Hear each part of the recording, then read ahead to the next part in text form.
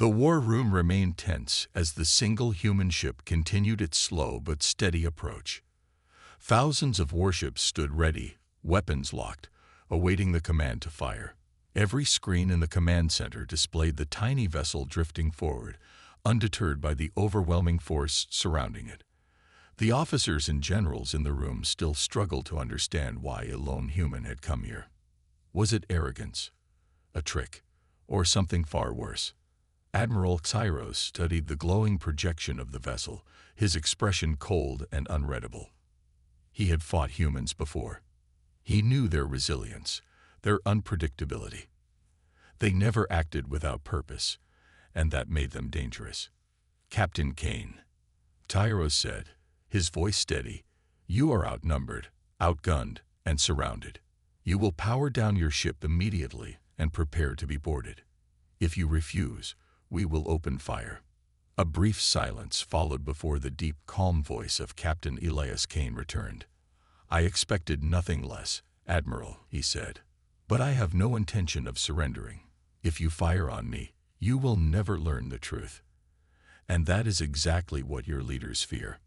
The murmurs in the war room grew louder. Some officers scoffed at the human's arrogance, but others were not so sure. Kane wasn't pleading. He wasn't making desperate demands. He spoke with the certainty of someone who knew something they didn't. Xyros narrowed his eyes.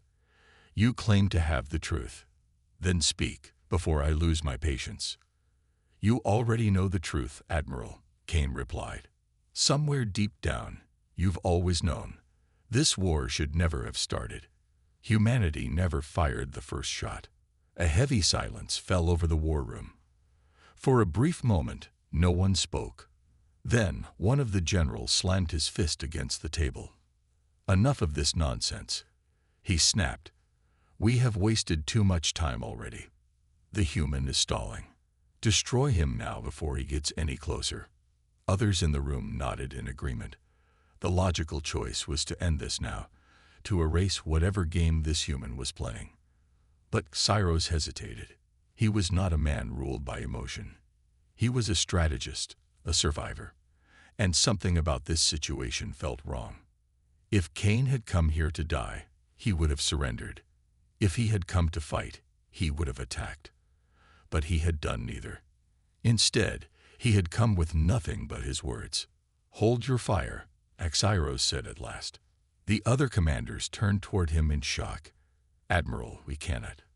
"We will," Xyros interrupted sharply. "Not because we trust him, but because I do not like fighting an enemy I do not understand." He turned back to the communicator. "If you believe you have something to say, Captain Kane, then say it. But choose your words carefully.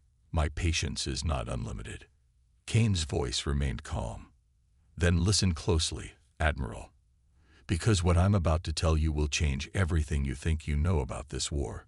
Before Xyros could respond, a sudden alarm blared through the war room. Technicians scrambled at their stations, eyes widening as they stared at their screens. "Admiral," one of them shouted, "we just detected an unknown energy spike coming from the human ship." Instantly, the tension in the room exploded. Weapons systems were armed, shields raised. The order to fire was nearly given, until the technician quickly added, "Wait, it's not a weapon. It's something else." Xyros stepped forward, his gaze locked on the holographic display. The energy signature coming from Kane's ship was unlike anything they had ever seen. It wasn't an attack. It wasn't a distress signal. It was something else entirely. And then, in an instant, the human ship vanished. Gasps filled the war room. Confusion turned to shock as the screens blinked, trying to find the missing vessel. It hadn't been destroyed. It hadn't gone to light speed. It had simply disappeared, gone without a trace. And then, just as suddenly, it reappeared exactly where it had been, as if it had never moved at all. Every officer in the room froze. Xyros' blood ran cold. What was that?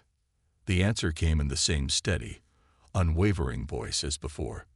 "That," Kane said, "was proof that you have no idea what you're truly up against." The room fell into stunned silence. Every officer, every soldier watching the screens felt an unfamiliar sensation creeping into their minds. For the first time in this war, it was not the humans who feared the Alliance. It was the Alliance who feared the human.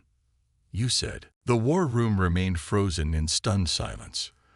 The human ship had vanished. Impossible, inexplicable, and terrifying. It hadn't engaged a cloaking device, nor had it activated a known warp drive. It simply ceased to exist for a moment, then returned as if nothing had happened. Admiral Tyros stood rigid, his cold eyes locked onto the holographic display of the lone vessel. The energy signature still pulsed from it, something beyond the understanding of even the most advanced Alliance technology. Around him, his officers whispered among themselves, fear creeping into their voices. This wasn't normal. This wasn't possible. Admiral, a technician called out, his voice trembling slightly. Our scanners can't explain it. No known species has ever demonstrated technology like this. It's as if the human ship stepped outside of reality for a moment. Zyros didn't react, though his mind was racing. In all his years of war, he had never encountered something like this. Humanity had always been dangerous, yes, but not because of superior technology. They fought with strategy, with determination, with a refusal to surrender. Their ships were powerful, but not mysterious. Until now. You saw it with your own eyes.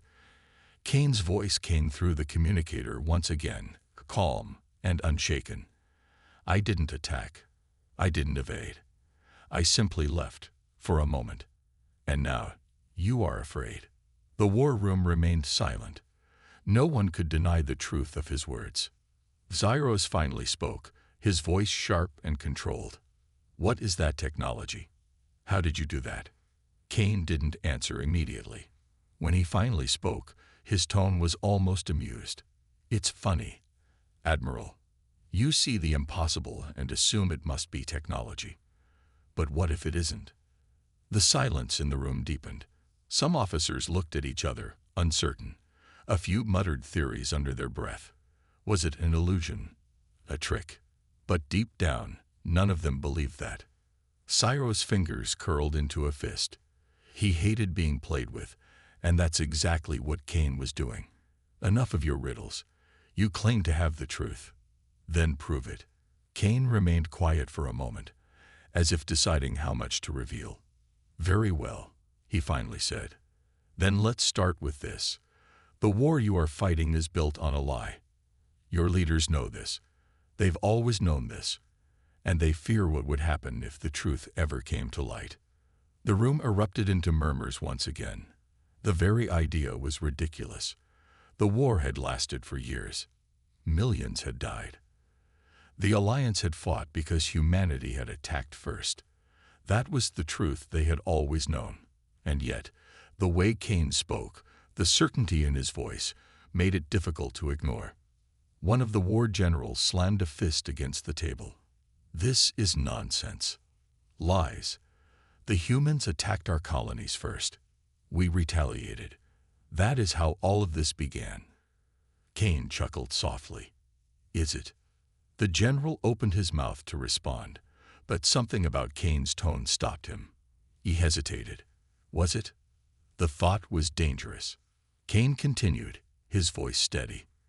The attack that started this war, the destruction of your outpost on the edge of your territory, was not done by humanity. It was orchestrated from within your own ranks. The room went deadly silent.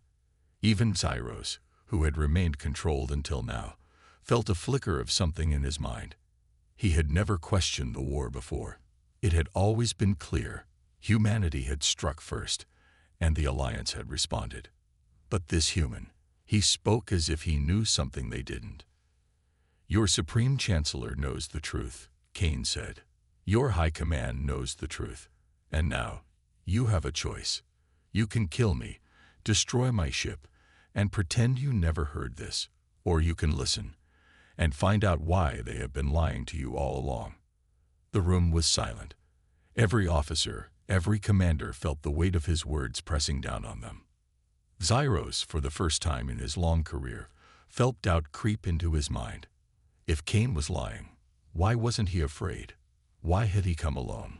And most importantly, what if he was telling the truth? The war room remained silent, the weight of Captain Kane's words pressing down like an invisible force. No one spoke. No one moved. The officers and generals, hardened warriors who had fought humanity for years, now found themselves frozen, not by weapons or strategy, but by doubt. Admiral Xyros stared at the glowing projection of the lone human ship. His sharp mind, trained to see through deception, searched for cracks in Kane's words, for any sign that this was a trick. But there was none. The human spoke with complete certainty, with the confidence of someone who knew the truth. "Admiral," one of the war generals finally said, his voice low and uncertain, "we cannot entertain this nonsense. This man is alone, outnumbered. His words mean nothing. We should fire and end this." Xyros remained silent. He could do it. He could give the order, and Kane's ship would be erased from existence in an instant. But something in his gut told him that if he did, he would never know the truth. He turned to the technicians. "Send a direct transmission to the Supreme Chancellor," he ordered. "Tell him we have intercepted a human emissary claiming to have classified information about the war."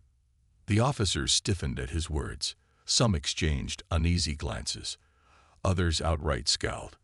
The Supreme Chancellor would not be pleased that Xyros was even considering speaking with the human. One of the communication officers hesitated.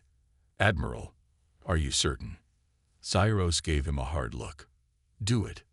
The officer obeyed, relaying the message across the encrypted channels. The war room remained tense, every second stretching into eternity as they waited for a response. Finally, the screen flickered, and the image of Supreme Chancellor Varric appeared. Varric was an imposing figure, his red and gold ceremonial robes flowing over his broad shoulders. His piercing black eyes scanned the war room with clear displeasure. "Admiral Xyros," he said, his voice smooth but edged with warning, "explain why I have been disturbed." Xyros straightened. "A lone human vessel entered our space. The pilot is Captain Elias Kane. He claims he has knowledge that will change everything we know about this war." The Supreme He took a slow breath. Then he spoke. "Captain Kane," he said, "you have 5 minutes to explain everything." The war room exploded into chaos. Officers shouted, some in protest, some in shock. Varric's face twisted in fury. "You are making a grave mistake, Admiral," he hissed. Xyros turned back toward the screen, his voice unshaken. "Perhaps," he said, "but if this war is truly based on a lie, then the greater mistake would be refusing to hear the truth." Varric's image flickered off the screen, and for the first time, Captain Elias Kane had the attention of the entire Galactic Alliance. The war room buzzed with tension. The Supreme Chancellor's transmission had cut off, but his final words still echoed in the minds of everyone present. Admiral Xyros had just defied a direct order, a choice that could cost him everything: his command, his position, maybe even his life. And yet, he remained firm. All eyes turned to the holographic display of the lone human ship. Captain Elias Kane now had exactly what he wanted: the full attention of the Galactic Alliance's highest-ranking military officers. Xyros crossed his arms, his piercing gaze locked on the communicator. "You have 5 minutes, Kane. Tell me why I shouldn't order your destruction right now." Kane's voice came through, calm and certain. "Because if you do, you'll never know the truth, and you will continue fighting a war based on a lie." Some of the officers scoffed, but others remained silent, waiting. Xyros had given Kane a chance to speak, and none dared to interrupt. Kane continued, his tone unwavering. "The war started with the attack on Outpost Varda, the furthest edge of your territory. Your leaders claimed that humanity launched an unprovoked assault, wiping out thousands of Alliance citizens. That was the reason for your retaliation, the reason you declared war on us." Xyros remained still. He had been a young officer when Outpost Varda fell. He had seen the destruction, the bodies, the flames. He had believed, as everyone had, that humanity had been the aggressor. Kane's voice dropped lower, carrying the weight of something deadly. But humanity didn't attack Varda. The destruction of your outpost was an inside job. Your own leaders orchestrated it to create a reason for war. The war room erupted into chaos. Officers shouted in disbelief, some cursing, others denying it outright. Lies. One general bellowed. This is human propaganda. They know they are losing, so they spin these ridiculous stories. Another officer leaned forward, his expression tight with suspicion. And where is your proof, human? Words mean nothing without evidence. Kane didn't react to the outburst. He had expected this response. You want proof, he said smoothly. Then check your classified records. There was never any human fleet near Varda. No confirmed ship sightings. The attack was blamed on us, but no wreckage of human vessels was ever recovered, because there were none. Zyros frowned. That part was true. The reports had always been vague, the details inconsistent. At the time, no one had questioned it. The Supreme Chancellor had declared war, and the Alliance had followed without hesitation. Kane's voice sharpened. Who benefited from the war? Admiral. Who gained power? Who used it as an excuse to tighten their grip on the Alliance? Cyro's mind raced. Supreme Chancellor Varek had risen to absolute power after the war began. Emergency wartime measures had given him control over the military, the economy, the very foundation of the Alliance itself. And now, Varek had demanded Kane's immediate execution before the human could even speak, because he was afraid. Cyro's fingers curled into a fist. If this is true, he said slowly, then why come here alone? If you have proof, why not share it with the galaxy instead of putting yourself in enemy hands? Kane let out a small, humorless chuckle. Because your leaders control the information, Admiral. They silence anything that contradicts their version of the war. You think this is the first time I've tried to reveal the truth. They've erased every attempt. The only way to make you listen was to come here myself. Cyro's pulse pounded in his ears. He had spent his entire life fighting this war, killing for it, believing in it, and now doubt clawed at him like a poison. One of the officers, still skeptical, leaned forward. You expect us to betray our own leaders because of your words. Kane's voice turned cold. I expect you to think for yourselves, to ask the questions your leaders never let you ask. Zyros exhaled slowly. He had made his decision the moment Varek demanded Kane's death without hesitation. Transmit your data to me, he said. Every piece of evidence you have. Gasps filled the room. Some officers recoiled in shock. Others leaned forward, listening intently. You're making a mistake, one of the war generals warned. The Supreme Chancellor will see this as treason. Cyros met his gaze evenly. Then let him. A moment later, a notification flashed across the main console. The data transfer from Kane's ship had begun. Files, recordings, intercepted transmissions, proof of the greatest lie in the history of the Alliance. Cyros turned to his officers, his voice grim. We have been fighting the wrong enemy. And for the first time since the war began, the truth had finally found its way into the heart of the Galactic Alliance. The war room was deathly silent as the data files from Kane's ship transferred into the Alliance's central system. Officers, generals, and technicians watched in frozen shock as classified documents, intercepted messages, and hidden reports flooded their screens. Cyros stood at the center of it all, his gaze locked on the decrypted files. His heartbeat pounded in his ears. This was the proof Kane had promised, evidence that the Supreme Chancellor had orchestrated the war, and now it was in his hands. A deep unease spread through the room. Some officers stared at the screens in growing horror. Others clenched their fists, refusing to believe what they were seeing. One file played automatically, a security recording from years ago. The grainy footage showed a high-ranking Alliance official standing in a dimly lit chamber, speaking in hushed tones to a figure cloaked in shadows. The attack on Outpost Varda is ready, the official said. The fleet is in position. The destruction will be total. No survivors. Zyros felt his breath catch.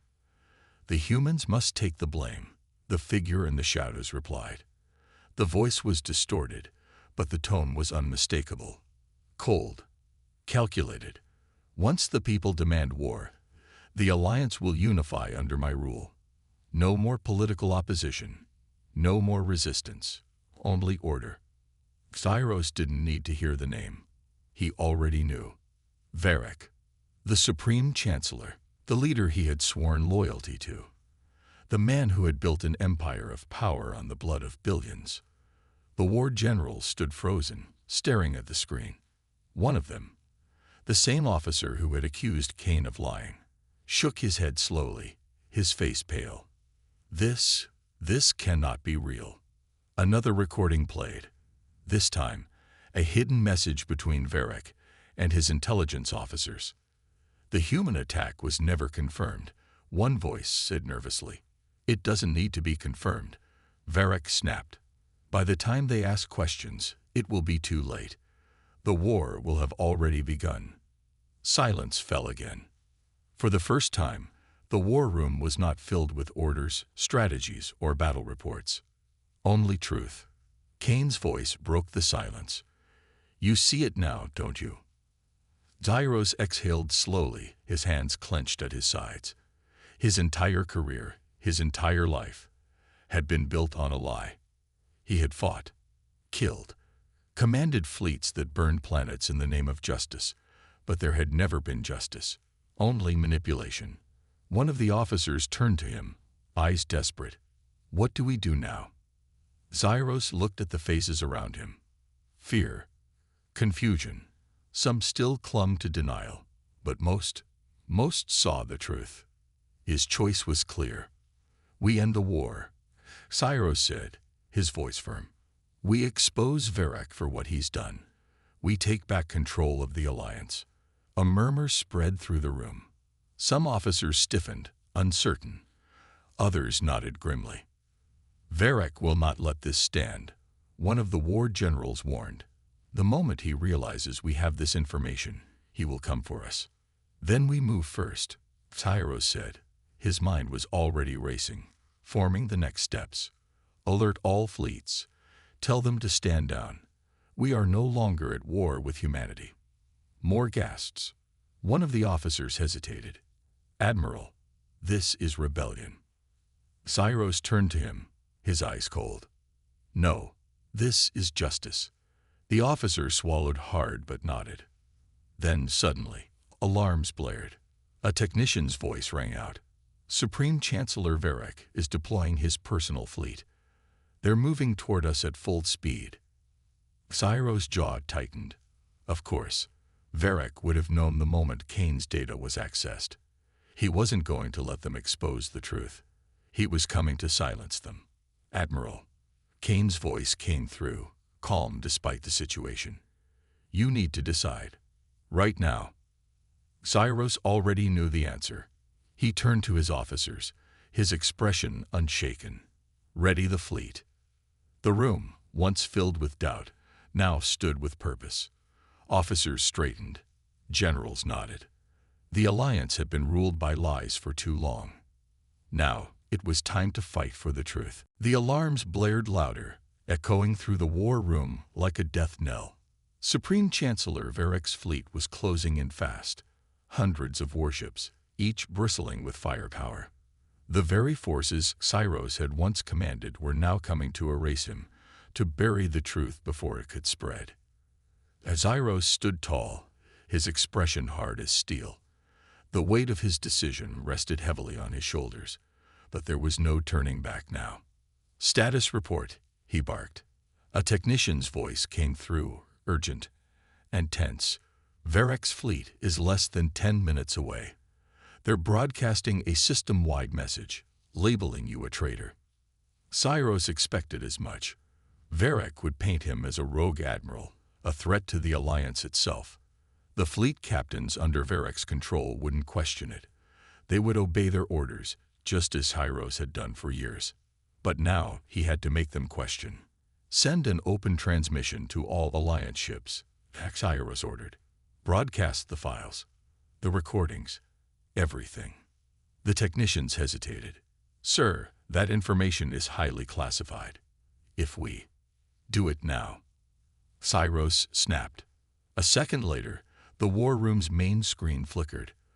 Across the entire Alliance network, every ship, every base, every officer was now receiving the truth. Varroc's lies, the fabricated war, the deception that had led to the deaths of millions. The response was immediate. Confusion, shock, anger, and hesitation. Ships that had been racing toward Cyrus slowed, their captains reviewing the files. Officers across the Alliance whispered among themselves. Some refused to believe it. Others had long suspected something was wrong, but had never dared to speak out. Varroc's furious voice suddenly erupted over the open channel. Do not listen to this traitor. This is a human trick. Cyrus has betrayed the Alliance. But his words held less power now. The truth was out, and doubt had been planted. Kane's voice came through on a private channel. You just took away his greatest weapon, Admiral. Blind obedience. Cyrus allowed himself a small, grim smile. But the battle wasn't over yet. A war general turned to him. Sir, Varroc's command ships are still advancing. Some captains are hesitating, but many are still following orders. What are your orders? Cyrus clenched his fists. If they stood down completely, Varroc would wipe them out. They had to hold the line. Prepare defenses, he commanded. We do not fire first, but if they attack, we fight back. Across the fleet, Alliance warships repositioned, shields powering up. Some captains, now doubting Varroc's rule, hesitated to open fire on their former comrades. Others, still loyal to the Supreme Chancellor, prepared their weapons. A single spark would ignite the battle. And then, incoming transmission, a technician called out. The screen flickered again, revealing an unexpected sight. Multiple Alliance ships, some from Varroc's own fleet, had begun broadcasting their defection. Captains who had seen the truth now turned against the Supreme Chancellor. Warships that had once been loyal to Varroc now stood with Cyrus. This is Captain Solon of the Third Fleet, a voice rang out. I will not fight for a lie. This is Commander Jorek. My fleet is standing down.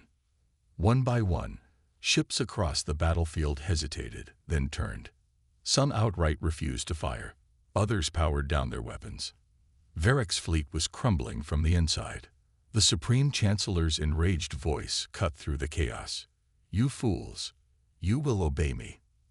But for the first time, his power was slipping. Cyrus exhaled, his eyes locked on the display. The balance had shifted. The Supreme Chancellor had lost control. Varroc, Cyrus said, his voice calm and steady, your rule is over. The Supreme Chancellor's image flickered, his face twisting in fury. Then his transmission cut off. A new alert rang out. Varroc's command ship is retreating. Cyrus allowed himself a breath of relief. The fight wasn't fully over yet, but Varroc was running. His empire of lies was collapsing. Kane's voice came through one last time. Congratulations, Admiral. You just won a war without firing a single shot. Cyrus gazed at the battlefield, at the fleets that had once been enemies now standing together. He had spent his entire life fighting this war. And now, for the first time, it was truly over. He turned to his officers, his expression firm. We rebuild. We make things right. And with that, the future of the Galactic Alliance was forever changed.